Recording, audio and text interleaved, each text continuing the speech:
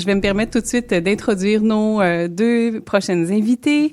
Nous avons Ania Ursulet, qui est co-instigatrice du projet 8 mars unique et pluriel avec la photographe Karen-Isabelle Jean-Baptiste et qui œuvre aussi en tant que stratège marketing et communication avec une intégration quasi systématique de tout ce qui est ESG, EDI, RSE. Là, je sais, cher public, ça nous fait beaucoup d'acronymes. Ce matin, on devrait créer un petit lexique qui garde à portée de main pour se souvenir qu'est-ce que ça veut dire tout ça.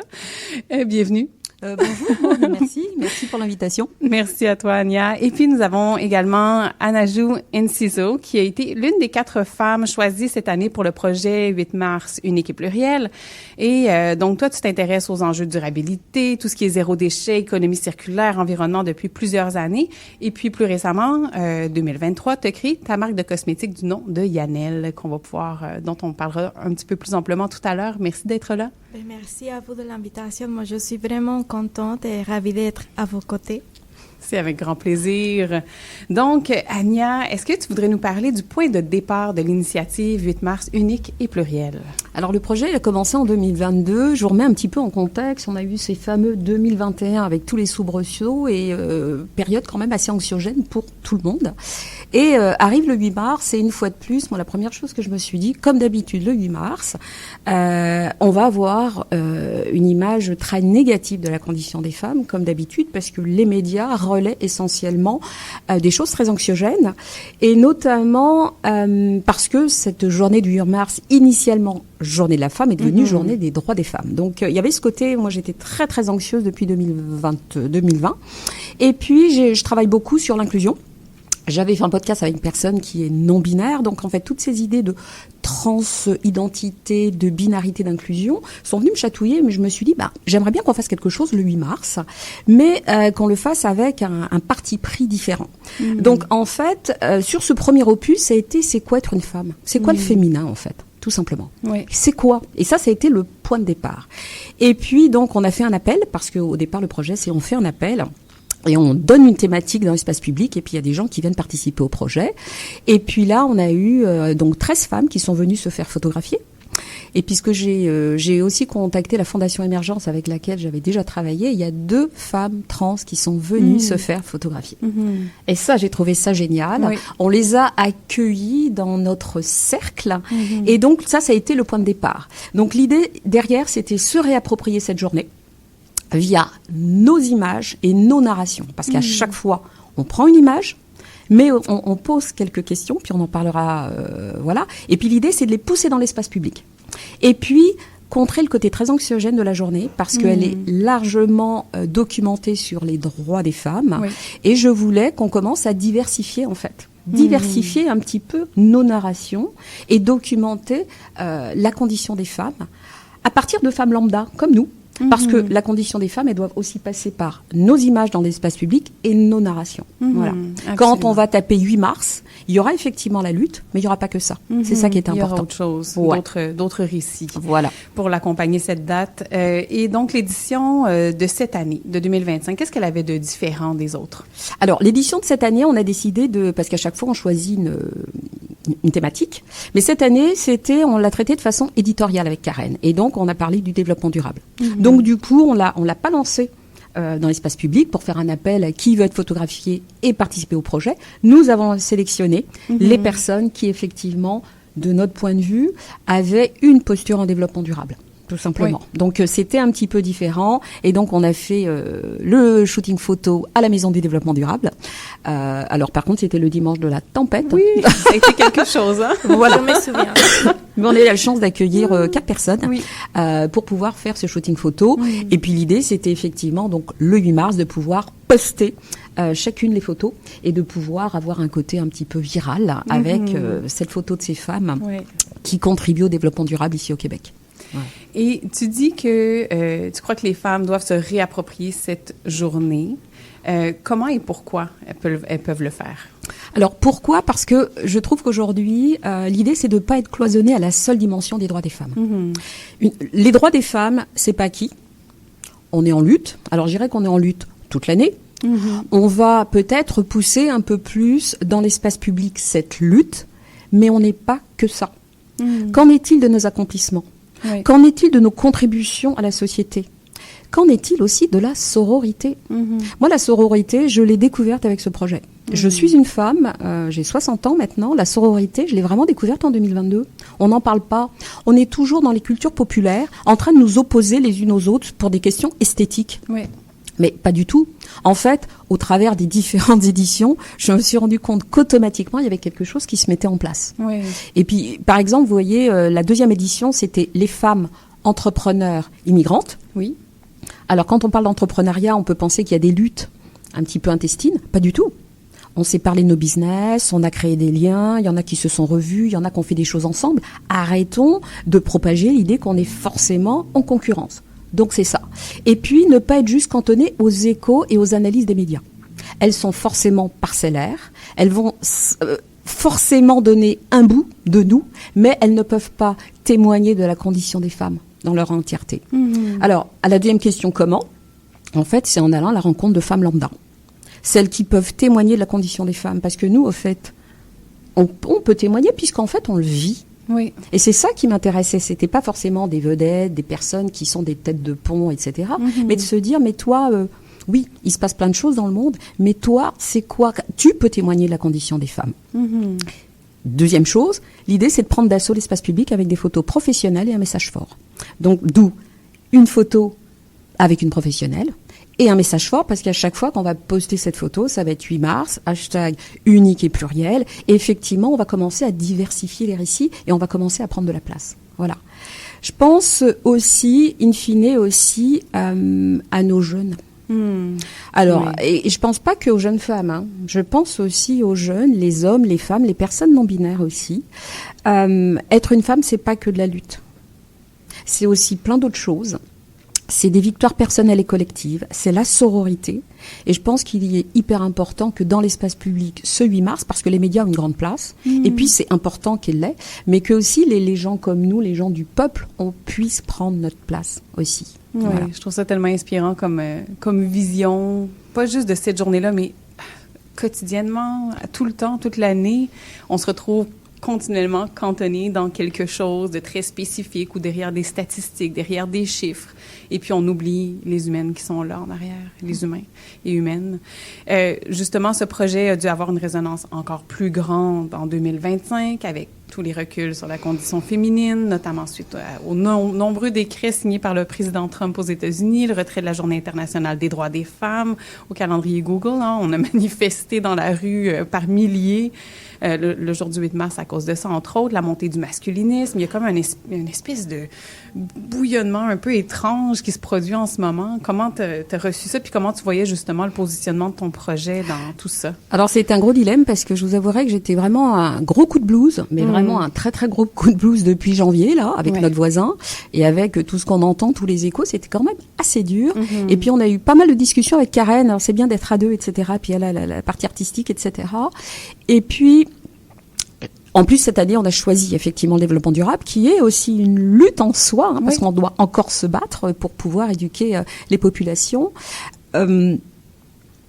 J'ai tenu quand même à ce qu'il y ait une image positive. Parce qu'en fait, dans la direction artistique, à un moment, il y a un témoignage justement de ce qui se passe et des reculs en développement durable. Et puis, j'ai quand même dit à Karen, non, j'ai besoin de cette image positive. Et donc, on a fait des images positives. Moi, j'ai marqué aussi la marche, la fameuse marche. Oui. Donc, j'étais dans mon jardin, etc. Je me suis habillée en rouge et j'ai tenu à faire quelque chose. Et puis là, cette année, pour la première fois depuis 2022, cette journée était plus pour les droits des femmes. Alors que moi, je suis plutôt pour la journée de la femme. J'ai trouvé ça hyper important que je puisse le marquer personnellement en tant que droit des femmes. Et puis, par contre, le projet, j'ai tenu à ce qu'il soit plutôt la journée des femmes et que j'ai amené quelque chose de positif. Et puis, dernière chose, je dirais grâce ou à cause de ce qui se passe dans le monde aujourd'hui, eh bien, je dirais bravo à Mère au front. Alors, tous les masculinistes, alors je veux pas faire de mauvais esprit, mais en fait, avec tout ce qui se passe, il y a quand même, grâce à Mère au front, plus de 12 000 personnes qui se sont rassemblées. Donc, on peut le retirer s'ils veulent, des calendriers Google. Il y a une réalité qui est plus forte. Et moi, ça me donne encore plus de force pour le projet. Alors là où on a commencé depuis 4 ans, 5 ans, etc., là, de toute façon, systématiquement, le 8 mars, on va avoir encore plus plus de puissance pour pouvoir le marquer. Oui. Au-delà des Google et autres consorts. Voilà. Absolument. Tellement d'accord avec ça. T'abordes, on en a parlé un petit peu tantôt, la déshumanisation des femmes derrière les statistiques, les chiffres. Comment ton projet répond à lutter contre l'invisibilisation de la femme? Moi, je vais vous donner une statistique, j'espère qu'elle vous fait rire. Moi, elle me fait toujours rire, alors j'étais la reprendre ce matin. Alors, 1,73 enfants par femme a été atteint en 2008 et 2009. Ça ne veut rien dire. C'est totalement irréaliste. Les femmes ne font pas 1,73 enfants. Non. Nous ne sommes pas des sujets d'études. Attention. Ah non, mais moi, à chaque fois, ça me fait rire. C'est 2,3 ou 1,73. Alors, Oui. s'il y a une femme qui sait faire 1,73 enfants qui me le dise, ça montre bien. Alors, Oui. les chiffres ont leur importance. Je ne suis pas contre. Mais attention, il faut que ce soit pondéré. Pour moi, cette donnée ne sert strictement à rien. Et puis, une fois de plus, du coup, ça nous déshumanise. Oui. On est une donnée. Et on puis devient les gens une proportion, on devient quelque chose de... qui est irréaliste. Ouais. Qui est totalement irréaliste. Donc, aucune statistique, aucune moyenne, aucun chiffre ne peut témoigner de la condition des femmes. Alors, par contre, il y a un chiffre qui est hyper intéressant dans l'espace public, c'est le radar de la parité. Alors, le radar de la parité a été lancé en 2023, et en fait, par Femmes Experts, et l'idée, c'est d'aller voir le nombre de mentions de femmes dans les principaux médias. Alors, j'ai été voir le chiffre d'aujourd'hui, et je vais vous dire, entre le 15 mars 2025 et le 22 mars, dans les médias, il y a eu simplement la mention de 26% des femmes et 74% d'hommes. Nous existons à près de 50% ou à 50%. Donc là, c'est important, c'est intéressant. Et là, je pense que c'est parlant en termes de statistiques. Oui. Donc, pour lutter contre l'invisibilisation, il y a une chose qui est très bien, c'est qu'on a du numérique. Une photo, un message. Ça, je pense qu'il ne faut pas se gêner pour le faire. Oui. Il faut qu'on nous voit, il faut qu'on nous entende, et pas seulement en posture de lutte et de victime. Parce que c'est ça. Les droits des femmes, c'est important. C'est sûr que ça fait partie de l'équation, puis ça fait partie de notre réalité, mais il n'y a pas que ça. Et je pense que c'est important, même pour éduquer les hommes, de nous voir dans divers secteurs d'activité, de nous voir dans différents récits, et de nous voir aussi en guerrière, de nous voir en sororité, de nous voir avec d'autres images. Il faut nous donner la parole. Oh oui, je pense qu'on est tous d'accord, on hoche la tête, puis c'est tellement parlant, Ania, merci. C'est tellement inspirant de t'écouter. On va aller vers une courte pause avant de poursuivre cette superbe discussion, donc toutes les personnes en ondes, restez à l'écoute. On revient tout de suite.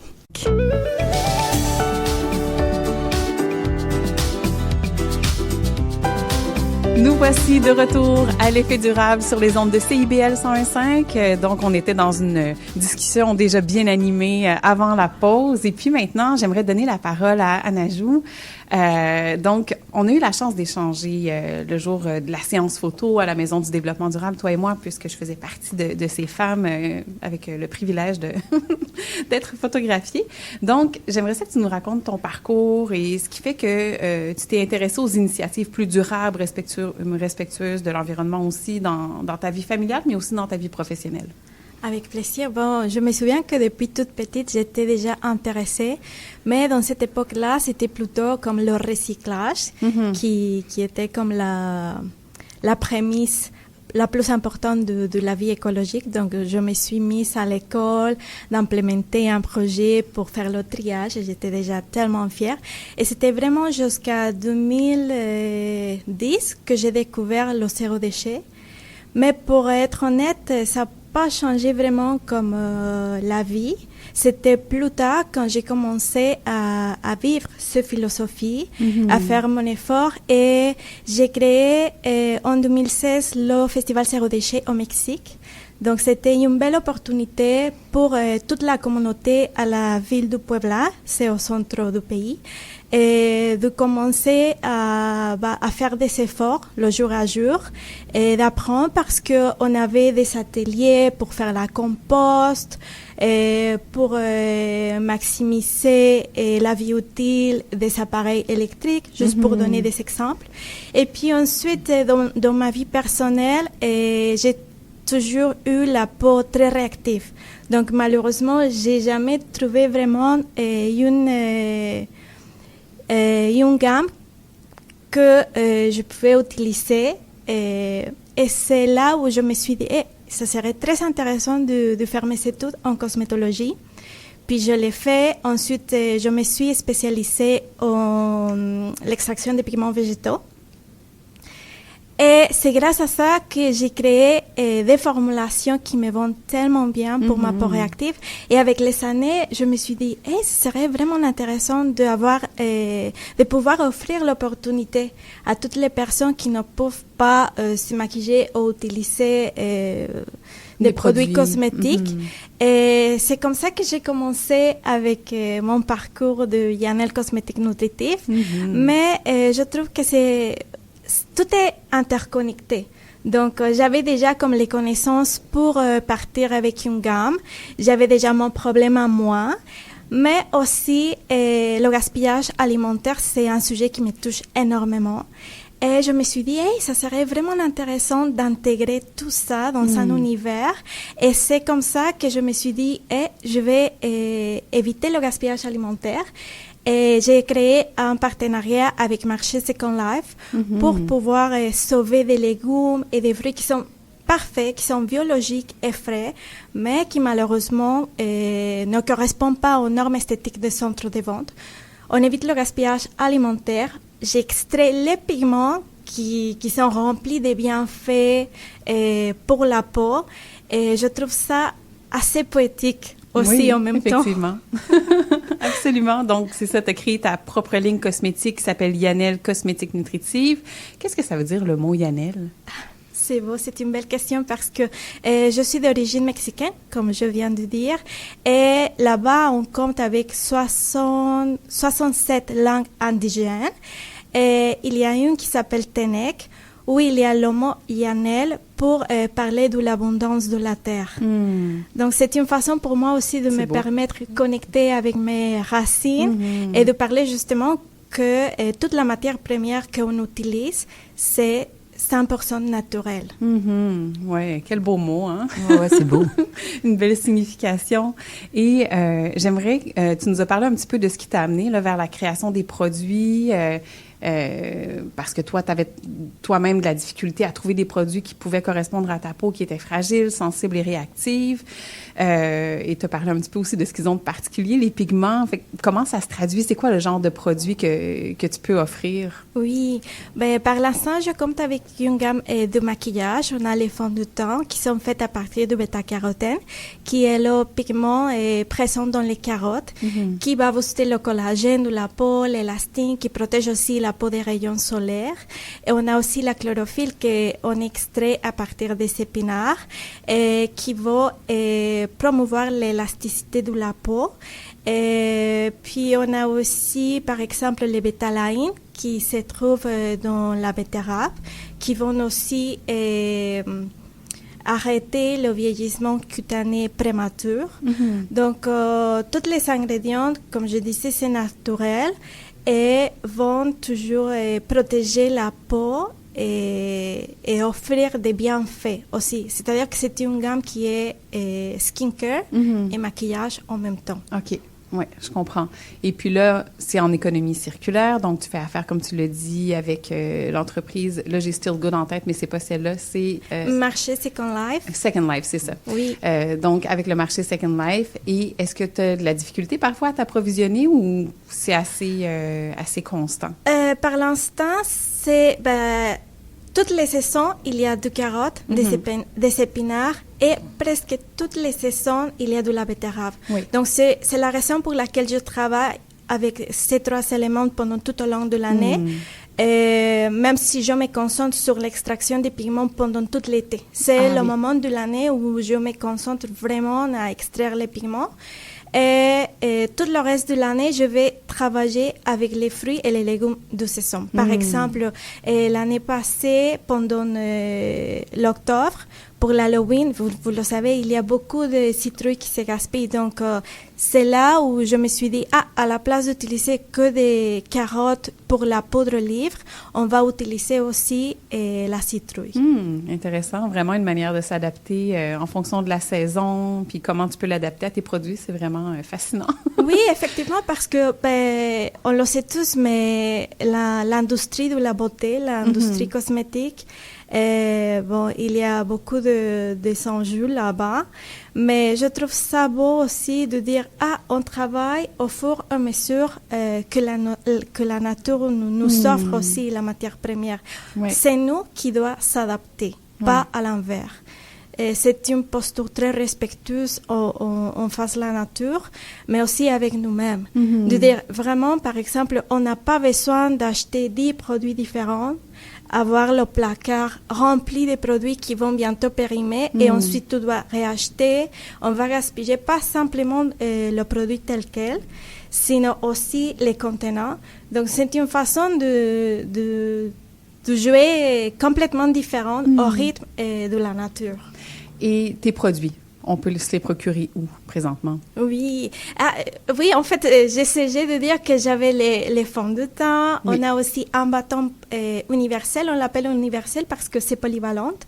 Et on l'utilise pour les lèvres, pour faire les joues et pour les paupières aussi. Donc, l'idée, c'est vraiment d'avoir des produits polyvalents, juste pour avoir une routine minimaliste de 3 produits. Et on fait le tout avec ces produits-là. On a aussi la poudre livre pour matifier et fixer. C'est une poudre livre végétale. Le seul ingrédient minéral, c'est l'oxyde de zinc sans nanoparticules. Toute la gamme a une protection solaire de 30 environ. Et on a aussi 3 sortes de baumes. Un qui est un traitement pour faire fortifier les cils et les sourcils. Un autre baume qu'on appelle universel parce qu'encore une fois, l'idée c'est juste d'avoir un produit. On peut l'utiliser comme contour de yeux, pour les lèvres, pour les zones sèches de la peau comme les coudes, les talons, et pour les points de cheveux, les cuticules, l'après-rassage, les frottements. Et je vais m'arrêter là. Oui, c'est ça. Est-ce qu'on peut l'utiliser pour les crêpes aussi le matin? On pourrait le manger, hein? On sait jamais. On pourrait le manger et c'est ça ce qu'on fait avec les baumes à lèvres, les rouges à lèvres et avec les produits conventionnels. Et c'est épouvantable la quantité d'ingrédients nocifs qu'on finit par avaler. Oui, effectivement. Et là, si je veux acheter de tes produits, où est-ce que je vais? Et je suis très active sur les réseaux sociaux. Vous pouvez nous trouver sur Instagram et Facebook comme Yanel Cosmétique Nutritif, mais on a le site web avec le même nom. Et normalement, je offre des ateliers de maquillage nutritif. C'est une belle opportunité pour découvrir la gamme, mais aussi pour apprendre plus par rapport à la pigmentation végétale et par rapport à l'application des produits, parce qu'il faut le dire. Et il y a des personnes qui me disent comme c'est naturel, peut-être c'est pas performante. Mais non, c'est très performante, mais par exemple, le bâton pour les lèvres, il faut l'appliquer et le pigment végétal doit avoir contact avec la peau et avec la chaleur du corps pour s'activer. Donc, à la première fois, tu vas avoir une petite couche de couleur qu'on pourrait dire, c'est une bombe teintée. Mais si tu appliques plusieurs fois, tu vas voir qu'il y a beaucoup plus de pigmentation. Et je trouve que c'est un avantage parce que tu peux jouer avec l'intensité de la pigmentation et dire, je peux avoir un look pour le jour, mais aussi un look plus élaboré pour sortir le soir, par exemple. Fort intéressant tout ça. Ça pique beaucoup ma curiosité d'aller essayer tes produits, notamment. Et pour revenir au projet unique et pluriel avec Ania, auquel tu as participé, qu'est-ce qui t'a interpellé dans le projet et qu'est-ce qui a fait que tu as accepté? J'ai eu la belle opportunité de rencontrer Ania en 2023 pendant le festival vegan et j'ai senti immédiatement comme une belle chimie, une belle énergie avec elle. Et puis, c'est grâce à elle que j'ai eu de belles opportunités. Et quand elle m'a parlé par rapport au projet, je te jure, j'ai capoté parce que j'étais tellement excitée de faire partie. Je trouve ça tellement intéressant et de donner l'opportunité aux femmes de prendre la parole, comme elle disait tantôt, de prendre la place, de parler des enjeux qui nous intéressent et comment on fait pour changer les choses. Parce que, par exemple, moi, j'ai vécu les anxiétés. Ça fait quelques années, je me sentais sans pouvoir. Mais c'est aussi une chose qui m'a menée à créer Yanel Cosmétique Nutritif parce que c'est ma façon de dire je ne peux pas changer le monde, mais je peux changer ma réalité et c'est sûr que ça fait l'effet domino. Donc, avoir cette belle opportunité, cette belle vitrine de parler des choses qui m'intéressent et des choses que je fais le jour à jour, c'était vraiment important pour moi. Oui, merci. Anya, donc, chaque année, tu poses les 3 mêmes questions. Tu l'as dit tout à l'heure à chacune des participantes, soit que représente le fait d'être une femme cette année, donc là en 2025 notamment, pourquoi participer au projet 8 mars unique et pluriel, et quel message souhaitez-vous faire passer? 3 questions. Je dois dire que j'ai eu de la difficulté à y répondre parce qu'on aurait dit que j'avais une pression de dire la bonne chose, puis en tout cas, j'ai trouvé ça très, très intéressant comme processus. Toi, de ton côté, depuis la première édition jusqu'à maintenant, est-ce que tu vois une évolution dans le type de réponse que tu reçois? Alors, étrangement, il n'y a pas d'évolution. C'est ça qui est dingue. Par contre, il y a une constante. OK. Et la constante, c'est la joie.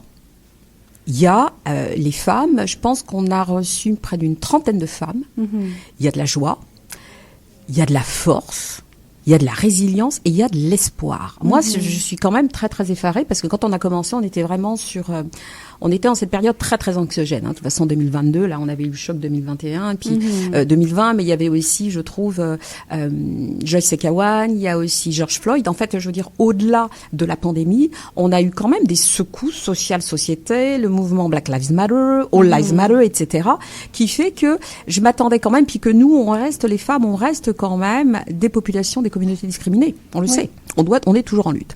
Donc, je suis très étonnée quand je regarde les messages. C'est la joie, la résilience, la force et beaucoup d'espoir.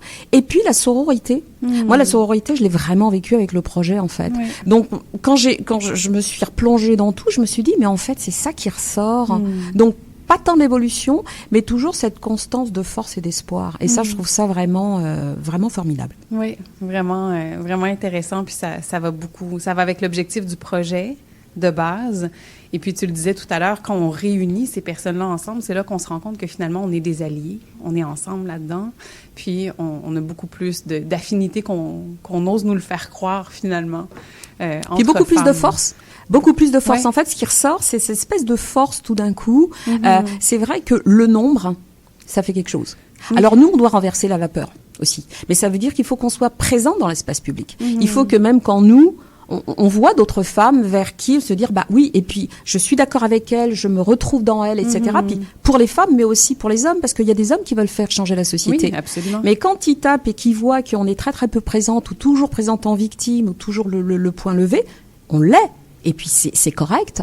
Bah, je trouve que c'est encourageant pour eux aussi, peut-être, comme tu disais, de pouvoir basculer, parce que les exemples dans l'espace public, et ils sont nombreux, donnent aussi la possibilité de passer à l'acte et de faire sa part, en fait. Ouais. Voilà. Et dans la question que représente le fait d'être une femme en 2025, j'ai envie de me tourner vers toi, Cécile. À brûle pour point de savoir qu'est-ce que ça t'inspire, cette question-là, puis ça serait quoi ton type de réponse? Parce que c'est quoi une femme en 2025? D'abord, il n'y a pas une femme, je crois. Il y a plein de femmes différentes. Il y en a des jeunes, il y en a des moins jeunes, il y a des personnes âgées. Et toutes, elles ont une importance dans la société. Donc, c'est très difficile de dire c'est quoi une femme en 2025. Moi, je le vois aujourd'hui, une femme... Moi, j'ai 50 ans, presque. Une femme de 50 ans, bah, c'est quelqu'un, justement, qui a encore la vie devant soi. Je viens de dire j'ai 50 ans, mais des fois j'ai l'impression que j'en ai encore 35. Fait que j'ai encore la vie devant moi. C'est pas vrai que parce que je suis ménopausée ou pas d'ailleurs, je peux plus faire d'enfants, que je vaux plus rien pour la société. Donc une femme, c'est pour moi c'est ça. C'est une personne à part entière. Puis je me mets à la place de Anna Jou. Qui est beaucoup plus jeune, ben, pour elle, probablement, c'est autre chose. C'est une femme, c'est un avenir, c'est la possibilité de transformer le monde. C'est la possibilité d'être le pendant de l'homme aussi, j'ai envie de dire, quelque part. Moi, souvent, on me dit, ouais, t'es féministe, t'es contre les hommes. Puis, ben, j'ai envie de répondre à ça. Non, je suis pas contre les hommes. Moi, aujourd'hui, le monde tel que je le vois, c'est comme s'il y avait un gâteau. Puis aujourd'hui, le gâteau, on se le partage entre les hommes et les femmes. Puis on en a une petite partie, ils en ont une grosse. Moi, j'ai juste envie de leur dire que moi, ma lutte en tant que féministe, c'est d'amener le crémage sur le gâteau, puis le deuxième étage au gâteau, pour bonifier en fait le gâteau, puis que finalement, on ait un gâteau encore plus gros, encore meilleur, encore plus important. Et pour moi, aujourd'hui, en 2025, être une femme, c'est ça. C'est apporter à l'homme quelque chose pour bonifier la société et permettre au monde d'être encore meilleur. Oui. Moi, je rebondirais en disant même peut-être être reconnu, parce que on n'est pas reconnu, en fait, dans l'espace public, mais on contribue, en fait. Oui. Tous les jours. Tous les jours. Oui. En fait, c'est donc ça va au-delà, et c'est vrai qu'il y a comme un diktat de la communication, de la visibilité, mais c'est là-dessus qu'on doit se battre, parce qu'on fait partie de la société. On est des piliers de la société, tout simplement. Puis je rebondis sur ce que tu as dit. Pourquoi unique et pluriel ? Parce que on est tous uniques et on est précieux, et pluriel parce qu'on est tous différents. Voilà. Tellement. 50, 60, en fait, j'irais, peu importe l'âge, nous sommes des personnes. Et à ce titre, on est comme tout le monde. Oui. Tout simplement. Oui, oui. Puis si je peux juste permettre Bien autre sûr. chose, c'est que tu parlais de sororité tout à l'heure. Pour moi, la sororité, c'est essentiel. Le monde s'est construit en faisant en sorte, on dit souvent, diviser pour mieux régner.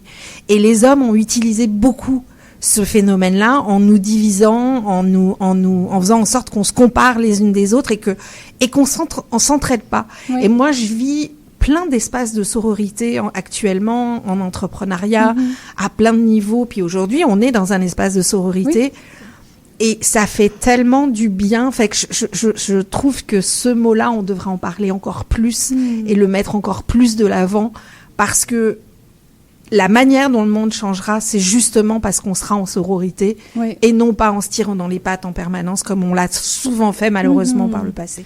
Oui, et ça, dans toutes les luttes, on parle beaucoup d'intersectionnalité, que tout est relié, puis là, on parle de la condition féminine, mais c'est relatif aussi à tout ce qui se passe au niveau environnemental. On le sait, c'est très patriarcal comme modèle. Le capitalisme, le patriarcat est partout. Puis encore là, c'est pas une question de démoniser, c'est un fait. Les modèles sont construits ainsi et on a besoin d'unité plus que jamais, de s'écouter, d'être ensemble et même au niveau citoyen, tu parlais tout à l'heure, Ania, de prendre la parole, d'oser prendre cette parole-là, mais même en tant que femme, des fois, on a peur de se dire, pas juste pour les réprimandes, mais aussi, mais je suis qui, moi? Est-ce que ça veut dire que je suis une féministe? Mais je veux pas dire que je suis une féministe, c'est péjoratif. Il y a toutes sortes de préjugés, une construction sociale autour de cette terminologie-là aussi. Et on n'ose pas. Et puis, dans le milieu environnemental aussi, les citoyens, citoyennes osent pas. Ils se disent, mais j'ai pas l'expertise pour parler de ça. Moi, j'ai pas le droit. Donc, de s'octroyer ce droit-là et de se le redonner ensemble, c'est vraiment, vraiment important. Puis je pense que les fresques participent beaucoup à ça parce que c'est de redonner un pouvoir, un pouvoir de comprendre puis de dire, hey, mais finalement, je suis capable de me prononcer là-dessus. Je suis capable de formuler une idée claire. J'ai un vécu. Ça vaut quelque chose, ça. Mon vécu, mon ressenti, mon expérience de vie, ça vaut quelque chose. Ça a été le premier objectif de la fresque du climat, de créer, finalement, on avait le GIEC qui faisait son rapport à tous les ans, qui est un rapport qui fait 450 pages, qui est incompréhensible, et le rendre disponible à tout le monde pour pouvoir armer le monde. C'était ça l'objectif de base, puis c'est ce qu'on fait tous maintenant avec nos fresques. Oui. Un beau travail d'équipe, un beau travail de sororité, entre autres choses.